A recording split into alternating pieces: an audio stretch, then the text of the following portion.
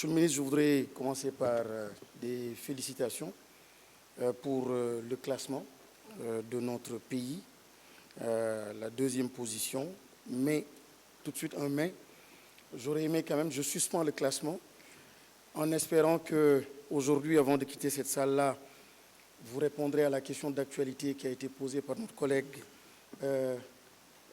Aïssatou Aïdambouch. Malheureusement, nous n'avons pas eu de réponse depuis lors. Elle reviendra certainement là-dessus.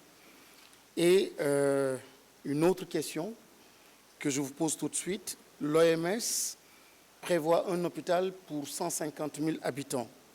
Et au Sénégal, nous avons un hôpital pour presque 417 000. Est-ce que les taux ont évolué ou pas? Monsieur le ministre, je voudrais aussi vous féliciter pour l'hôpital régional de Kédougou. Les travaux sont bien avancés, je crois qu'il y a quelques jours vous y étiez, et c'est un hôpital qui était attendu. Cependant, je voudrais vous demander un appui spécial auprès donc de votre collègue des infrastructures pour avoir 2 kilomètres reliant le pont donc, de Kédougou à cet hôpital-là, parce qu'il y a beaucoup de poussière et on risque d'être très peu efficient. Vous demandez aussi l'ambulance de Bandafassi, parce qu'il y a 4 postes de santé dans cette vaste zone de Bandafassi qui n'a pas d'ambulance. Et vous aviez répondu donc à la lettre de son maire en disant que pour cette année, l'ambulance serait disponible. Je reviens maintenant sur Nénéficha, monsieur le ministre.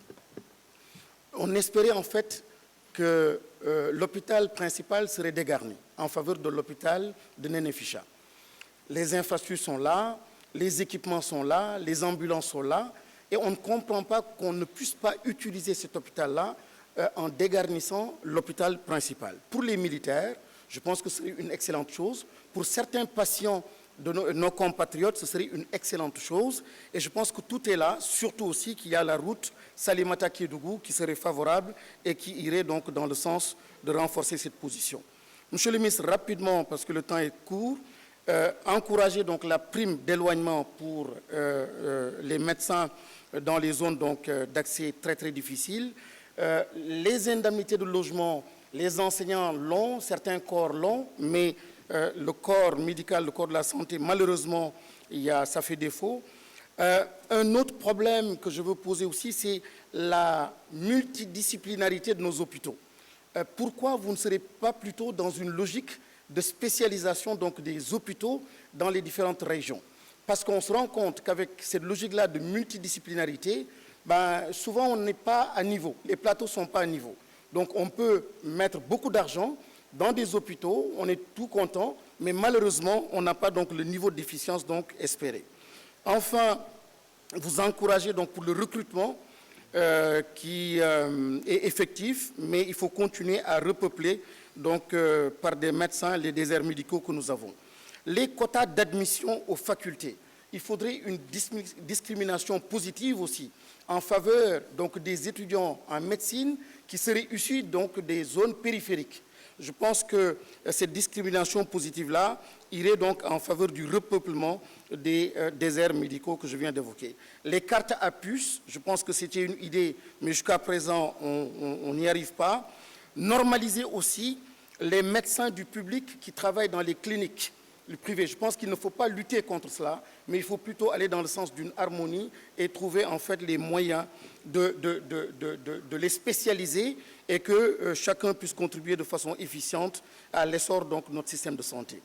Et enfin, le personnel de santé qui serait issu des centres de formation privés, je pense aussi qu'il faut leur trouver une place dans notre système et les dialysés, les hémodialysés qui ont un problème avec l'insuffisance de kits de dialyse, je pense que c'est une priorité, une urgence, et il ne faut pas que la pandémie, la lutte contre la pandémie, nous fasse oublier en fait cet important sujet-là. Il souffre beaucoup, et je pense que ça défraie les chroniques, l'actualité depuis quelque temps.